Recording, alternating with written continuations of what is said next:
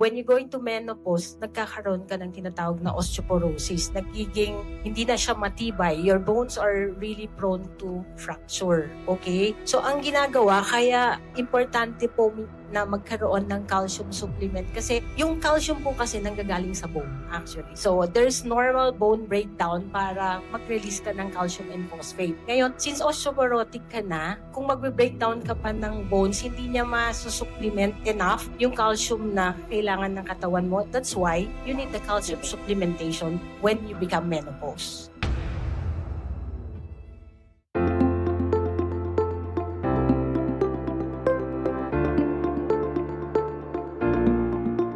If you are on your complete meal, you don't need additional vitamins because you get that from the food that you take. If you have a complete balanced diet. But if there are conditions, example, you refrain from eating fruits, hindi ka pwede, hindi ka nag-vegetable, that's the only time that you need supplementation. So it's true also, agree definitely, that all vitamins do have its own recommendation absorption sa body and the rest are exceeded. Nilalabas natin yan. Kaya nga tama ba na pagka gusto kong maprotektahan ng sarili ko, 2 gramo ng vitamin C ang iinumin ko. So tama ba yon? So again, ang sagot, 500 lang ang kailangan, the rest ilalabas. Hindi mo alam, if you're a stone former, how would you know? Hindi mo malalaman eh. Kaya hindi pwedeng you take it on your own. Kaya kailangan talaga, in everything that you take, you better ask your physician about it. Ang katawan po natin has its own mechanism para i-maintain ang normal balance. Physiologically, lahat tayo do have normal levels of calcium, phosphate, and all other electrolytes. Kaya lang nagkakaroon lang ng problema pag nagkakaedad,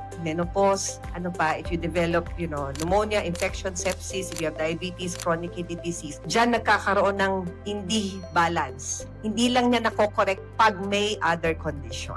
Example, diabetes, high blood, nagka-infection ka, nag-menopause. So yan yung normal process pero kailangang ayusin because may mga hormones na nawawala. Pag may thyroid condition, parathyroid condition, yan, nagkakaroon ng dysregulation. Nawawala yung balance between calcium and phosphate. So doon naman tayo sa osteoporosis, calcium. Yung calcium supplement on osteoporosis. So pag nag-menopause ka, diba, wala ka ng estrogen and it actually is needed for the bones para maging strong. That's why when you go into menopause, nagkakaroon ka ng tinatawag na osteoporosis. Nagiging hindi na siya matibay. Your bones are really prone to fracture. Okay? So ang ginagawa, kaya importante po na magkaroon ng calcium supplement kasi yung calcium po kasi nanggagaling sa bone actually. So there's normal bone breakdown para mag-release ka ng calcium and phosphate. Ngayon, since osteoporotic ka na, kung mag-breakdown ka pa ng bones, hindi niya masusupplement enough yung calcium na kailangan ng katawan mo. That's why you need the calcium supplementation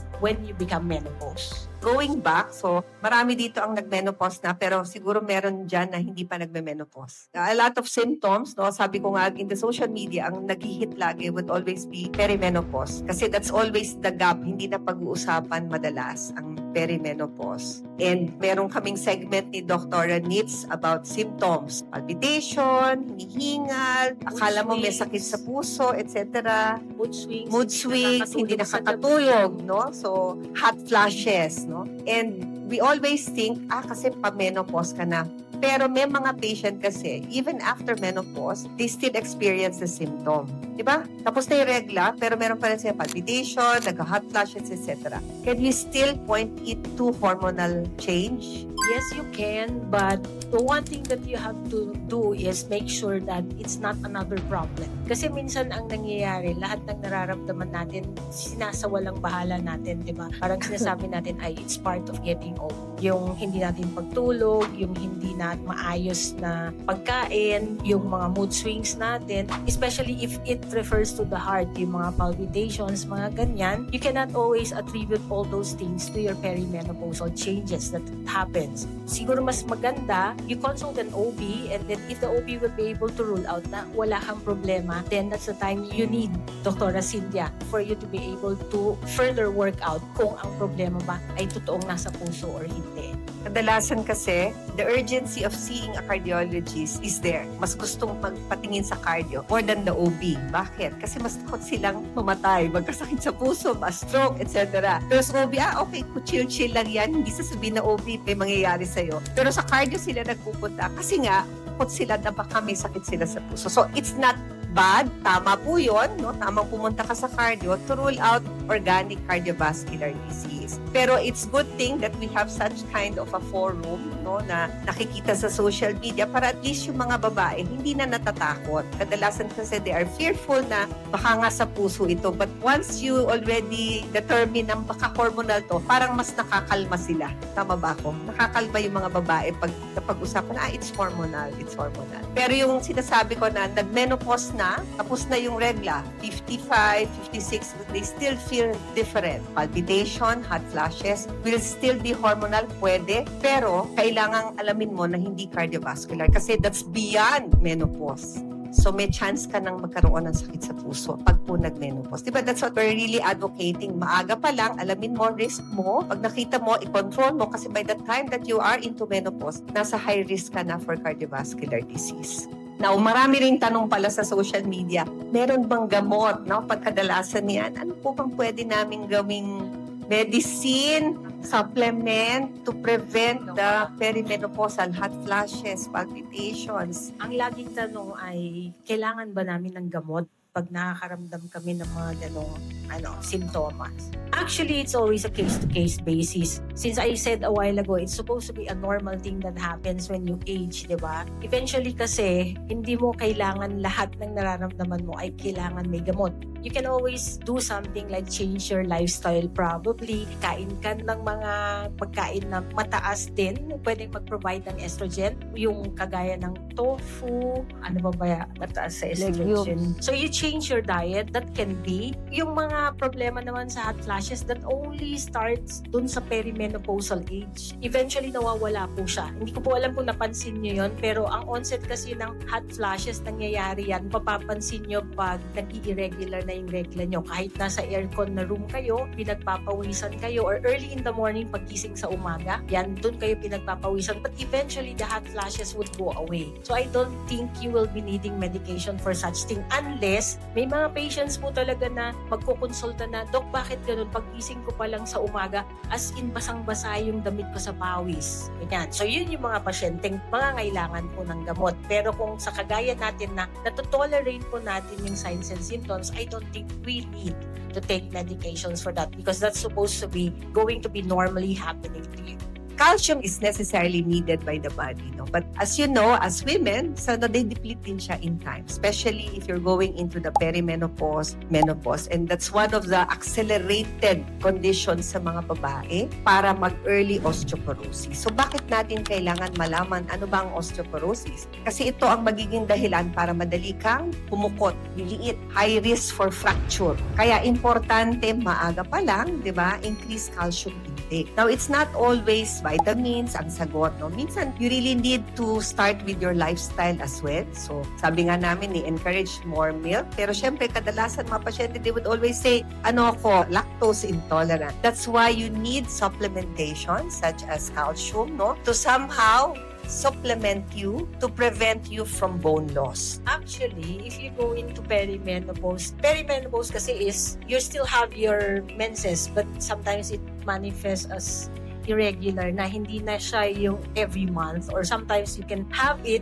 but it becomes prolonged, right? So when that happens, we usually advise our patients to come for consultation. One of the reasons why is kailangan natin magawa ang ultrasound para makita natin yung loob po ng matris kung kumakapal yung lining o hindi. If that happens kasi, we usually need a biopsy for that to be able to determine na ano ba yung naging problema. Is it going to be a benign condition or is it something na kailangan nating mag-intervene? So, pag ang pasyente, especially pag menopause ka na, ang ibig sabihin ng menopause at least 1 year na wala ka ng menstruation. And then suddenly your patient would come and say, Doc, bakit ako nag-spotty? Pag ganun po kasi, hindi pwedeng deadmahin yon, lalo na sa mga post-menopause. The first thing that you have to do is always do an ultrasound and then do a biopsy because you have to really rule out whether your patient has malignancy or not. Kung benign, it's okay. But if it becomes malignant, then that's a different thing because you have to intervene. Either kailangan na pong tanggalin yung matriz ng pasyente or you can go into an extensive surgery depending on the result. Baka kailangan natin si Dr. Alcid sa mga ganoong pagkakataon po.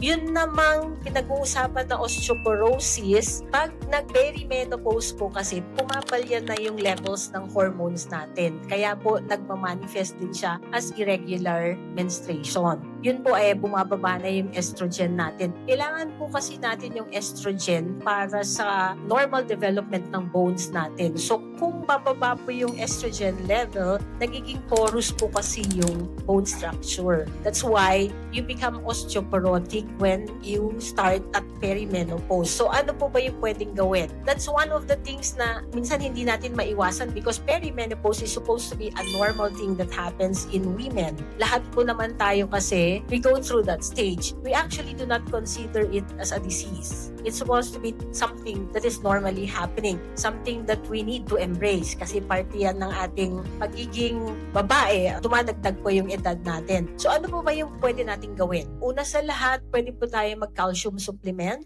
or you can take your dairy products for that. Although hindi naman po siya like it's preventive for us to be having osteoporosis, but actually it will be able to help. Kung mababa na din po kasi yung estrogen levels natin, yung metabolism ng body natin tends to slow down, right? If that slow down, yung activity natin, there's the tendency of the deposition of fats, which we usually notice when we become perimenopause na hindi nyo po pa napapansin na dito sa may tummy area, na papansin nyo na lumalaki yung part na yan. Nagkakaroon po ng deposition ng fat dyan sa area na yan. Like Dr. Alcid said a while ago, when you get older, the fats convert into the estrogen. Okay? So yun din po yung nagiging problema, kaya nagkakaroon ng abnormal bleeding sa mga pasyente. So ano po ba yung pwede natin gawin? Kahit na medyo nagkakaedad tayo, kailangan natin magkaroon ng regular activity like regular exercise. Probably do walking and everything para more or less ma-normalize natin yon. So, supplementation, yes, it's necessary. Early on, maganda sana it could have been started perimenopause. Hindi yung by the time that you have already stopped your menses. Dapat maaga pa lang. But will it benefit, for example, postmenopause? Yes, it will. But the benefit may not be as robust. Magiging maganda ang outcome kung late. Meron, pero mas maganda kung early on you start with. Yes. Yes. Twice a year?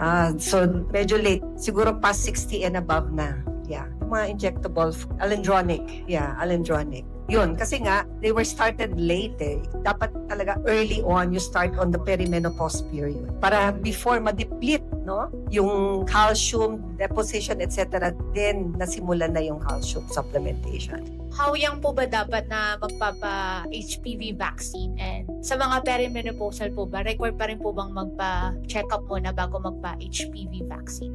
HPV Sa ano, vaccine is for papilloma, human papilloma virus. cervical CA. Cervical CA. It's actually, yung pong HPV is ideal for, it's actually part already of the vaccination protocol for children 9 years and above. For females, kasi the idea there is, kung ibibigay niyo po yung vaccination sa ganong edad, wala pa po silang history kasi ng sexual exposure. So it's going to be preventive. So ibig sabihin, hindi sila dapat magkakaroon ng HPV. Ang HPV po kasi ay isang virus na 99% causing cervical cancer. So if you get the vaccination at an age where there is no sexual contact, ideally, dapat hindi ka magkakaroon ng cervical cancer in the future. Although, the drawback there is, oil-based po kasi yung injection. So, sa batang 9-year-old, medyo masakit siya i-administer. Because that's supposed to be given in 3 doses. That's going to be completed sa 6 na buwan po. So, una, halimbawa ngayon ka kukuha, next dose would be another 2 months and then you complete the last dose in 6 months time. Yung tanong kung pwede siya sa perimenopausal, actually, ideally, dapat pwede. pwede pa din. Kasi aside from cervical, studies show that there is also an effect in ovarian and endometrial cancer. Although, sa cervical po kasi, since ang perimenopausal, ang mga sexually active, you already have an exposure to sexual contact, right? So whatever exposure you had probably in the past regarding yung exposure sa possibility ng infection, hindi kanya ipoprotect doon. Ang poprotection na niya is your possible exposure in the future.